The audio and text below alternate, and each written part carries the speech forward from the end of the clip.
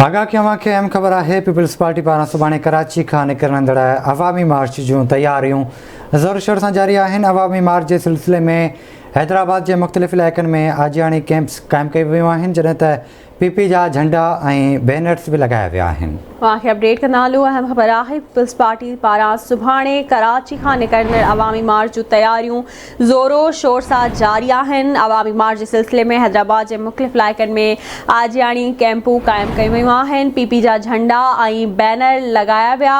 Peoples party जे जियालनि पारां panaflex सां सींगारियो वियो आहे।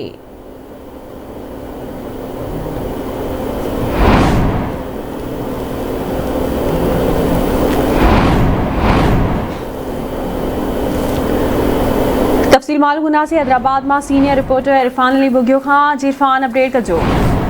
जी, पाकिस्तान पीपल्स पार्टी तरफां वफ़ाक़ी हुकूमत ख़िलाफ़ सुभाणे खां शुरू थींदड़ लॉन्ग मार्च जे हवाले सां हैदराबाद में तैयारियूं ज़ोर वठी वियूं आहिनि। इन हवाले सां हैदराबाद जे केतिरनि ई इलाइक़नि में पीपी एमपी शर्जील इनाम मेमण, सूबाई वज़ीर जाम ख़ान शोरो, पीपी एमपी अब्दुल जब्बार ख़ान ऐं ॿियनि पीपी अॻवाननि तरफ़ां शहर जे मुख़्तलिफ़ इलाइक़नि में पैनाफ्लेक्स, बैनर्स ऐं झंडा हणाया विया आहिनि, जॾहिं त गाॾियुनि खे पिणु पीपी जे पैनाफ्लेक्स सां सजायो वियो आहे। शहर जे मुख़्तलिफ़ इलाइक़नि में इस्तक़बाली कैंप्स कई वयूं आहिनि। तव्हांखे ॿुधायूं त पीपल्स पार्टी जो लॉन्ग मार्च 28 फेबरवरी सूमर ॾींहुं हैदराबाद पहुचंदो, जिते हैदराबाद जे गरीबाबाद चौक ते जलसो मुनक़िद कयो वेंदो, जंहिंखे पाकिस्तान पीपल्स पार्टी जे चेयरमैन बिलावल भुट्टो ज़रदारी ऐं ॿिया पीपी अॻवान ख़िताब कंदा, जंहिं बाद लॉन्ग मार्च अॻिते रवानो थींदो। जी ठीकु आहे इरफान, वॾी महिरबानी अव्हांजी तफ़सील खां आगाह करण लाइ।